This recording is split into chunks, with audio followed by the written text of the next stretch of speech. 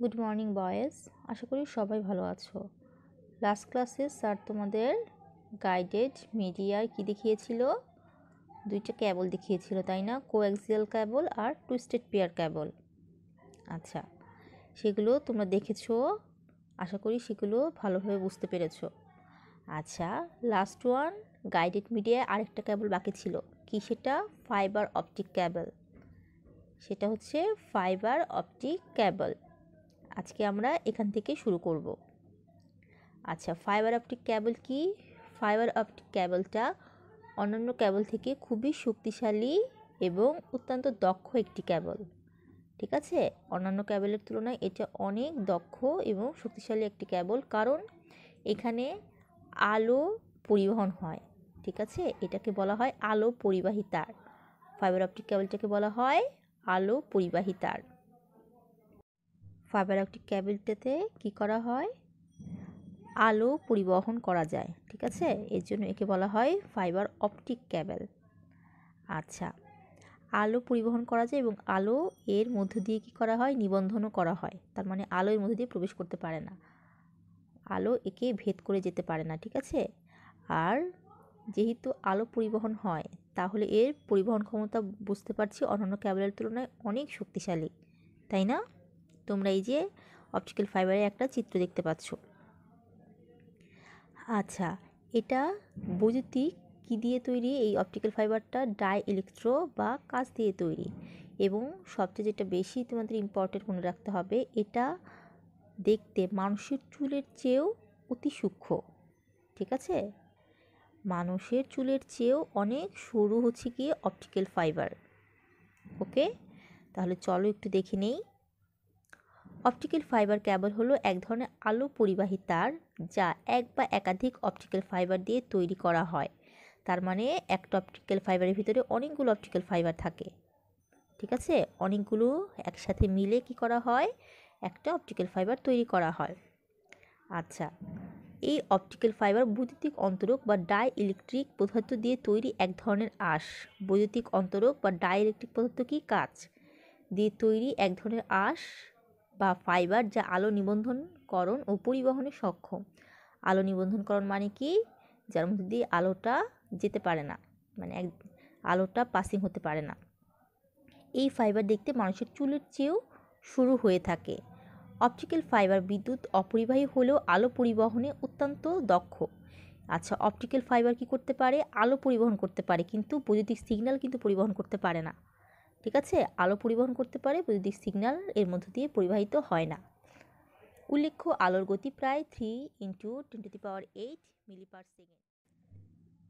দেখো, ফাইবার তৈরির জন্য বৈদ্যুতিক অন্তরক পদার্থ হিসেবে, বৈদ্যুতিক অন্তরক কি? তোমরা ফিজিক্সে পড়ে এসেছো, অন্তরক হচ্ছে যার মধ্যে দিয়ে বিদ্যুৎ পরিবহন হতে পারে না।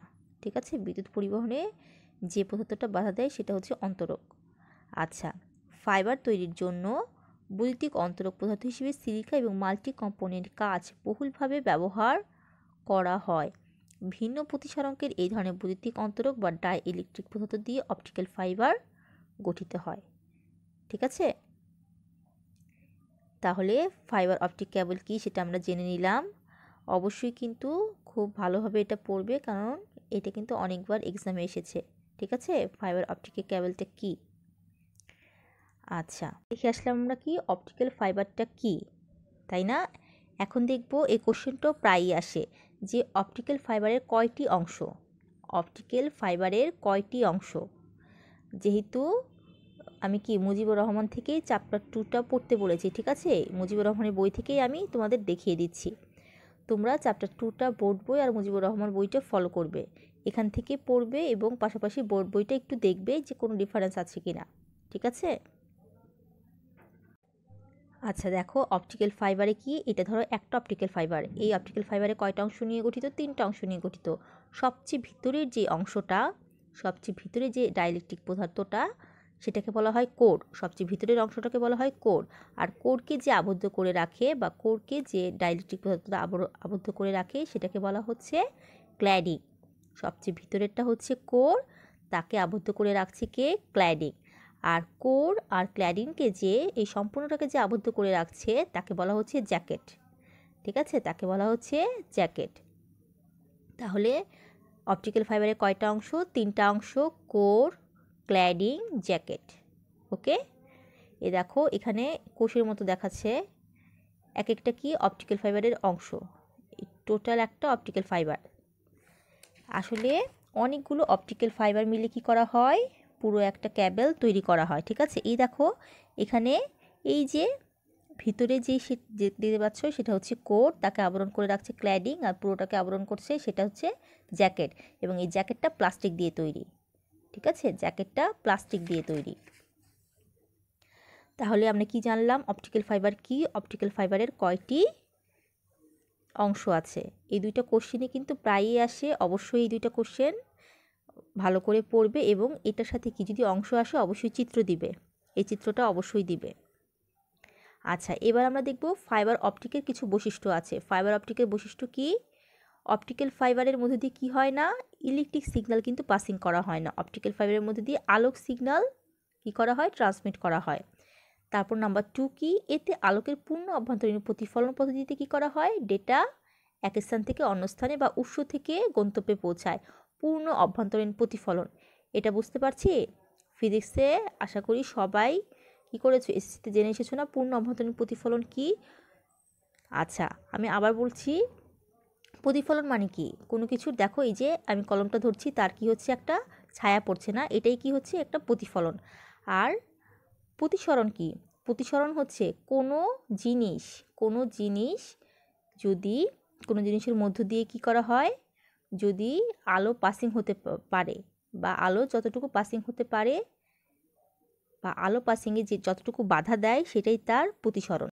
যেমন দেখো এই যে এইটার প্রতিফলনটা কি হচ্ছে না, ধরো এই বইয়ের নিচে যদি দেখো তাহলে কি হবে না, এই কলমের প্রতিফলনটা কিন্তু তুমি দেখতে পারবে না। কারণ কি, এই বইটাকে প্রতিসরিত করে ফেলছে। ঠিক আছে, ছায়াটাকে প্রতিসরিত করতে ফেলছে, এর জন্য কি করা হচ্ছে না, এর প্রতিফলন কি করা হচ্ছে না, বইয়ের অপর পাশে দেখতে পাচ্ছি না।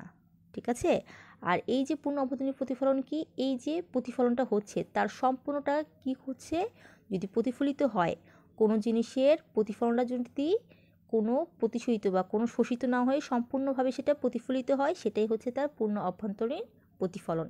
এবং ফাইবার অপটিক ক্যাবেলের বৈশিষ্ট্য হচ্ছে ডাটাটাকে কি করা হয়, পূর্ণ অভ্যন্তরীণ প্রতিফলন পদ্ধতি এখানে ব্যবহার করা হয়। ঠিক আছে, কোনো কিছু শোষিত হয় না। নাম্বার 3 কি দেখো, এতে গিগাবাইট রেঞ্জ বা তার চেয়ে বেশি গতিতে ডেটা চলাচল করতে পারে। গতিটা অনেক বেশি, যেহেতু আলো পরিবহন করছে, আলো পরিবাহী তার বলি না ফাইবার অপটিককে, আলো পরিবহন করছে তার মানে অবশ্যই তার গতিটা অনেক বেশি, কারণ আলোর গতিই তো 3 × 10⁸। তাহলে ডাটাটাও কি হবে, খুব দ্রুত পাসিং হয়ে যাচ্ছে। এর জন্য কিন্তু ফাইবার অপটিক্যাল বৈশিষ্ট্য হচ্ছে এটার দক্ষতা কিন্তু অনেক বেশি অন্যান্য ক্যাবেল থেকে। তারপর কি নাম্বার 4, নেটওয়ার্কের ব্যাকবোন হিসেবে ফাইবার অপটিক ক্যাবেল অধিক ব্যবহৃত হয়। নেটওয়ার্কের মেরুদণ্ড হিসেবে, ব্যাকবোন কি, নেটওয়ার্কের মেরুদণ্ড হিসেবে কি করা হয়, এই ফাইবার অপটিকটা ব্যবহার করা হয়। তারপরে এই যে নেটওয়ার্কের যে আমরা লাইন আনি সেখানে কি করা হয়, ফাইবার অপটিকটা অনেক বেশি ব্যবহৃত হয়। দেখো এখন আমরা কি দেখলাম, একটু আগে দেখে আসলাম অপটিক্যাল ফাইবার কি জানলাম, অপটিক্যাল ফাইবারে কয়টি অংশ তার বর্ণনা শুনলাম, এবং অপটিক্যাল ফাইবারের বৈশিষ্ট্য কী সেটা জেনে আসলাম। অপটিক্যাল ফাইবারে কিন্তু সবগুলোই পড়বে, যা যা পড়াচ্ছি কিছুই বাদ দেবে না, এটা একটা ইম্পর্টেন্ট একটা টপিকস। ঠিক আছে, আচ্ছা দেখো এই ফাইবারের মধ্যে দিয়ে কিভাবে আমরা ডেটাটা বা সিগন্যালটা পাসিং হয় সেটা এখন দেখব। ঠিক আছে, দেখো এটা একটা কি বৈদ্যুতিক সিগন্যাল, ইনপুট ডাটা এবং বৈদ্যুতিক সিগন্যাল। ধরো বৈদ্যুতিক সিগন্যাল হিসেবে কি করছে, ডেটাটা পাসিং হবে, মানে ডেটাটা ইনপুট হিসেবে ঢুকছে, বৈদ্যুতিক সিগন্যাল হিসেবে ঢুকলো, এবং ডাই অপটো ইলেকট্রনিকের মাধ্যমে, একটা ডাই অপটো ইলেকট্রনিকের মাধ্যমে সেটা কি করা হয়, লাইট সোর্সে বা আলোক তরঙ্গে কি করা হয়, ট্রান্সমিট করা হয়। আলোক তরঙ্গে সেটা ট্রান্সমিট বা পরিবর্তন করা হয়। সেই পরিবর্তক যে বৈদ্যুতিক সিগন্যালটাকে আলোক তরঙ্গে পরিবর্তন করে, সেই ডাই অপটো ইলেকট্রিক সার্কিটটার নাম হচ্ছে গিয়ে ট্রান্সমিটার সার্কিউটরি। ট্রান্সমিটার সার্কিউটরির মাধ্যমে কি করা হয়, বৈদ্যুতিক তরঙ্গটাকে আলোক তরঙ্গে রূপান্তর করা হয়। ঠিক আছে, আলোক তরঙ্গে যেহেতু রূপান্তরিত হচ্ছে, কারণ আমরা জানি অপটিক্যাল ফাইবারটা কি, কোনো বৈদ্যুতিক সিগন্যাল কি করতে পারে না, পাসিং করতে পারে না বা ট্রান্সমিট করতে পারে না, তাই না। তাই অবশ্যই ট্রান্সমিট করার আগে ডেটা তাকে আলোক তরঙ্গে রূপান্তর করতে হবে এবং এই রূপান্তরের কাজটা করছে ট্রান্সমিটার সার্কিটরি। আচ্ছা, আলোক তরঙ্গে রূপান্তরের পর কি হচ্ছে দেখো, তারপরে কি হচ্ছে অপটিক্যাল ফাইবারের মধ্য দিয়ে এই আলোক তরঙ্গটা যাচ্ছে, যার পর কি হচ্ছে এই ডিটেক্টরের কাজ হচ্ছে সেই আলোক তরঙ্গটাকে কি করা, ডিটেক্ট করা। এই যে আসছে সেই আলোক তরঙ্গটাকে ডিটেক্ট করা এবং তারপর কি রিসিভার সার্কিটরির মাধ্যমে পাঠানো। আর এখানে পাঠালে কি হয়, এর কাজ হচ্ছে এই আলোক তরঙ্গটাকে যখন গন্তব্যে পৌঁছাবো তখন সেটা আবার বৈদ্যুতিক সিগন্যাল হিসেবে আউটপুট দিবে, মানে বৈদ্যুতিক সিগন্যাল হিসেবে আউটপুট হিসেবে আমরা পাবো। এবং এই যে আলোক তরঙ্গটাকে আবার বৈদ্যুতিক সিগন্যালে ট্রান্সমিট করছি তার কাজটা করছি রিসিভার সার্কিটরি। ঠিক আছে, তার কাজটা করছে রিসিভার সার্কিটরি, সেটা কি করছে বৈদ্যুতিক সিগন্যালে কি করছে পরিবর্তন করে আমরা গন্তব্যে পাঠাচ্ছে। ঠিক আছে, ঢুকছে বৈদ্যুতিক সিগন্যাল হিসেবে, বেরো হচ্ছে বৈদ্যুতিক সিগন্যাল হিসেবে, শুধুমাত্র কি করছে দুটো সার্কিটরি ব্যবহার করে এই তরঙ্গটাকে আমরা আলোক তরঙ্গে পরিবহন করছি, তারপর আবার গন্তব্যে আমরা বৈদ্যুতিক সিগন্যালটাই পেয়ে যাচ্ছি। ঠিক আছে, আশা করি কিভাবে একটা অপটিক্যাল ফাইবারের ভিতরে ডাটা ট্রান্সমিট করতে হয় সেটা বুঝতে পেরেছো। ফাইবার অপটিক্যাল ক্যাবেলের গঠন উপাদান কি, এরপর দেখো ক্যাবেলের কি তিনটা অংশ আমি দেখেছিলাম, এই তিনটা অংশ কি করা হয় ভিন্ন ভিন্ন উপাদান দিয়ে তৈরি করা হয়। ঠিক আছে, তিনটা অংশ অপটিকের ভিন্ন ভিন্ন উপাদান দিয়ে তৈরি করা হয়। আর বাইরের যে জ্যাকেটটা আছে সেটা প্লাস্টিক দিয়ে তৈরি এবং এই প্লাস্টিকটা কি করা হয় বিভিন্ন ক্ষেত্রে বিভিন্ন ব্যবহারের ক্ষেত্রে নির্ভর করে জ্যাকেটের উপাদানটা তৈরি করা হয়, মানে প্লাস্টিকটা নির্ণয় করা হয়। এই প্লাস্টিকের কী কী দ্বারা নির্ণয় হতে পারে, প্লাস্টিকের রাসায়নিক নামগুলো দেখো, পিভিসি, পলিউরিথিন, পলিমাইড ইত্যাদি। ঠিক আছে, আচ্ছা তারপর কি দেখো দুই ধরনের বস্তু দ্বারা এই ফাইবার দেখা যায়। ফাইবারটা কি করা হয় দুই ধরনের বস্তু দ্বারা তৈরি করা যায়, একটা হচ্ছে কাঁচ বা গ্লাসের দিয়ে ফাইবার তৈরি করা হয়, আরেকটা কি করা হয় প্লাস্টিক দিয়ে ফাইবার তৈরি করা হয়।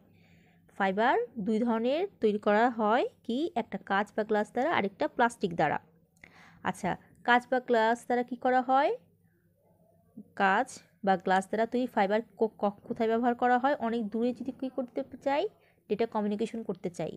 ঠিক আছে, অনেক দূরে ডেটা কমিউনিকেশন করতে চাইলে আমরা কি করতে পারি, ফাইবারটা কাঁচ বা গ্লাস দ্বারা তৈরি করে থাকি। আর প্লাস্টিকের ফাইবার কি করা হয় স্বল্প দূরত্বে যখন ব্যবহার করব ফাইবারটা তখন প্লাস্টিক দ্বারা তৈরি করা হয়। ঠিক আছে, এবং কাঁচ বা গ্লাস দিয়ে যখন ফাইবার তৈরি করব তখন কিছু জিনিস আমাদের কি করতে হবে, মাথায় থাকতে হবে, যেন কাজটা অতি স্বচ্ছ হয়, রাসায়নিক সুস্থিরতা বা নিষ্ক্রিয়তা থাকে, সহজ প্রক্রিয়াকরণ যোগ্যতা থাকে। ঠিক আছে, এখানে একটু রিডিং পড়ে নিবে তোমরা।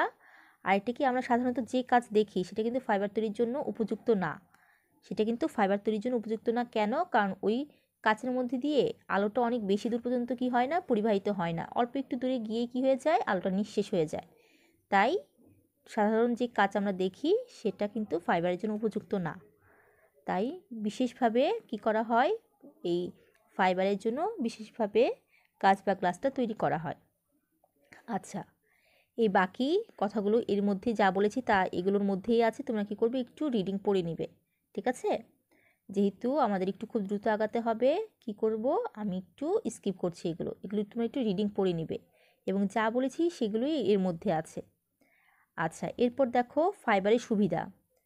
বিভিন্ন ধরনের বৈদ্যুতিক সংকেত পরিবহনের জন্য অপটিক্যাল ফাইবার ক্রমেই জনপ্রিয় হচ্ছে। কেন ফাইবারটা অনেক বেশি জনপ্রিয় হয়ে যাচ্ছে, কারণ এর মধ্যে দিয়ে খুব দ্রুত আমরা কি করতে পারি, ডাটাটা কি করতে পারি, ট্রান্সমিট করতে পারি, তাই না? অন্যান্য ক্যাবেলের চেয়ে ফাইবারের মধ্যে দিয়ে খুব দ্রুত আমরা কি করতে পারি, ডাটাটা ট্রান্সমিট করতে পারি, তাই এর জনপ্রিয়তা খুব দ্রুত বেড়ে যাচ্ছে। ডেটা কমিউনিকেশন নেটওয়ার্কে এই ক্যাবল ব্যবহারের ফলে বিভিন্ন সুবিধা পরিলক্ষিত হয়। কী কী সুবিধা দেখো, আলোর গতিতে ডেটা স্থানান্তরিত হয় এবং অপেক্ষাকৃত দ্রুত গতিসম্পন্ন। প্রথম সুবিধাই কিন্তু এটা কি, যেহেতু অপটিক্যাল ফাইবার আলোর গতিতে কী করা হয়, ডেটা স্থানান্তর করা হয়। উচ্চ ব্যান্ডউইথ, আকারে ছোট এবং ওজন অত্যন্ত কম। ফাইবার দিয়ে যেহেতু আকারে কি হয় ছোট এবং ওজন অত্যন্ত কম। শক্তি ক্ষয় করে কম। বিদ্যুৎ চৌম্বক প্রভাব বা ইএমআই হতে মুক্ত, কারণ অপটিক্যাল ফাইবার দিয়ে বিদ্যুৎ প্রবাহিত হয় না বিধায় চৌম্বক ক্ষেত্রে কোনো প্রভাব বিস্তার করতে পারে না। অপটিক্যাল ফাইবার দিয়ে কি করা হয়, আলো প্রবাহ কম, আলোক তরঙ্গ প্রবাহিত হয়, যেহেতু বৈদ্যুতিক সিগন্যাল পাসিং করা হয় না, অবশ্যই বিদ্যুৎ চৌম্বক প্রভাব এখানে নেই। এটা কিন্তু এই বৈশিষ্ট্যটা কি আসে, এমসিকিউতে কিন্তু অনেক আসে। তারপর দেখো ডেটা সংরক্ষণের নিরাপত্তা ও গোপনীয়তা। ডেটা সংরক্ষণে কী দেয়? এই ফাইবারটা ব্যবহার করে নিরাপত্তা এবং গোপনীয়তা অন্যান্যর চেয়ে বেশি। সঠিকভাবে ডেটা স্থানান্তর বা চলাচলের ক্ষেত্রে পারিপার্শ্বিক অবস্থা কোনো বাধা প্রদান করে না। ঠিক আছে, কী করলাম? ফাইবারের সুবিধাগুলো আমরা জেনে নিলাম। ঠিক আছে, এগুলো খুব ভালো করে কী করবে? মুখস্থ করে ফেলবে। ফাইবারের সুবিধাগুলো খুব ভালো করে মুখস্থ করে ফেলবে। আমরা কী কী অপটিক্যাল ফাইবারের সুবিধা দেখলাম, এর কিছু অসুবিধাও আছে। অসুবিধা কি? একে ইউ আকারে বাঁকানো যায় না। ঠিক আছে, তাই যেখানে ইউ আকারে কোনো কেবলকে বাঁকানোর প্রয়োজন হয় সেখানে কিন্তু ফাইবারটা ব্যবহার করতে পারবো না। এর ব্যয়বহুল, এটা কি?